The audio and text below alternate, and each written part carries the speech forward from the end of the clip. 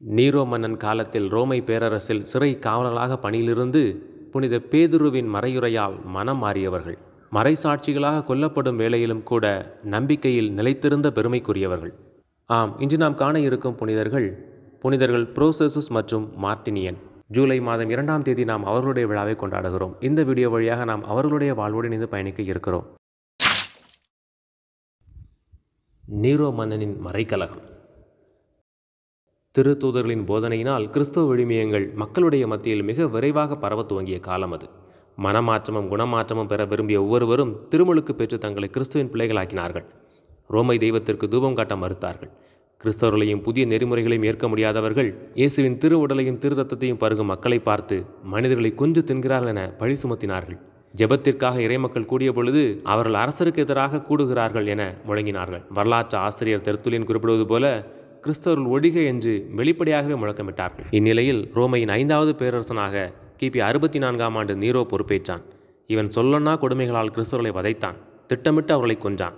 எங்கும் கிறிஸ்தவர்களின் கூக்குரலாகவே இருந்தது. கிபி 67ஆம் ஆண்டு இவன் கிரீஸுக்கு சென்ற அந்த நாட்களில் ரோமையில் கொஞ்சம் அமைதி நிலவியது. ஆனால் திரும்பி வந்த பிறகு பழையபடி கிறிஸ்தவர்களின் இரத்தத்தில் ஆனந்தமடைந்தான். மனம் மாறிய சிறை காவலர்கள்.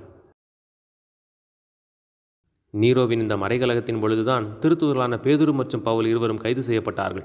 இருவரும் மாமதின் சிறையில் அடைக்கப்பட்டார்கள்.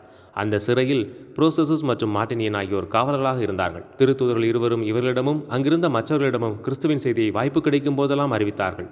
இதன் காரணமாக புரோசெசுஸ், மார்ட்டினியன் மற்றும் அங்கிருந்த இன்னும் 40 பேரும் மனம் மாறி திருமுழுக்கு பெற முடிவெடுத்தார்கள். திருமுழுக்கிற்கு தயாராக இருந்த பொழுது அற்புதமாக சிறைக்குள் நீரூற்று கிளம்பியது. அதன் மூலம் அனைவருமே திருமுழுக்கு பெற்றார்கள். மறைசாட்சிகளாக நடந்ததை கேள்விப்பட்ட சிறை அதிகாரி 2 காவலர்களையும் அழைத்து பேசினார். கிறிஸ்துவ முறையை மறுதளிக்குமாறு பரிந்துரைத்தார். அவர்கள் உறுதியோடு இருந்தார்கள். ரோமை தெய்வமான ஜூபிடருக்கு தூபம் காட்டுமாறு அவர்களை அவர் பணித்தார். புனிதர்களான புரோசெசுஸ் மற்றும் மார்ட்டினியன் இருவரும் அதனை மறுத்தார்கள். அவர்கள் திடமோடு நிற்பதைக் கண்டு இருவரையும் நைய புடைத்தான். அவர்களோ இயேசுவின் திருநாமம் போற்றப்படுவதாக என புகழ்ந்தபடி இருந்தார்கள். எனவே அவர்களுக்கு மரண தண்டனை விதித்தான். இருவரும் தலை வெட்டப்பட்டு மறைசாட்சியானார்கள். ஆலயம் எழுப்பப்படுதல்.